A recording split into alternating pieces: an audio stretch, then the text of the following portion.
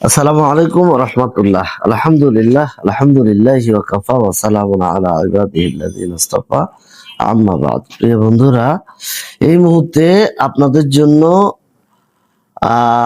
বিশেষ যে বার্তা নিয়ে উপস্থিত হয়েছি তা হচ্ছে ইসলাম ছাড়া দিন বোঝা। ভিডিওটা হচ্ছে 18তম পর্বের 8 নাম্বার ভিডিও।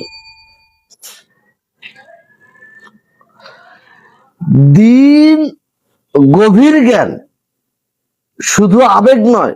18তম হুকুম শিখায় কোরআন সুন্নাহ বুঝতে হলে আমাদেরকে অবশ্যই ইলমের দরকার হবে। সাহাবা কেরামরা জ্ঞান অর্জন করতেন অত্যন্ত সহনশীল ধৈর্য নিয়ে। তারা প্রশ্ন করতেন, শিখতেন, বোঝার চেষ্টা করতেন। আজ আমরা দ্রুততম ভাবে সিদ্ধান্ত নিয়ে নেই, কিন্তু গভীরভাবে শিখি না। ইসলাম ছাড়া দিন বোঝা একদম কঠিন, অত্যন্ত কঠিন। মহান আল্লাহ তাআলা আমাদেরকে উপযুক্ত বিষয়ের উপর পুঙ্খানুপুঙ্খানুভাবে আমল করার তৌফিক দান করুন। আল্লাহ আপনি আমাদেরকে কবুল করুন। ইলম হলো মানুষের জীবনের আলোর উৎস। এটি ছাড়া মানুষ সঠিক পথে চলতে পারে না এবং সঠিক পথ চিনতেও পারে না। কোরআন ও হাদিসের জ্ঞান অর্জনের উপর অনেক গুরুত্ব দেওয়া হয়েছে।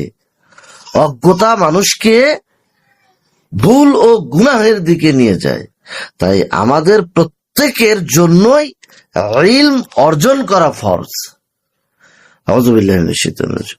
ইকরা বিসমি রাব্বিকাল্লাযী খালাক।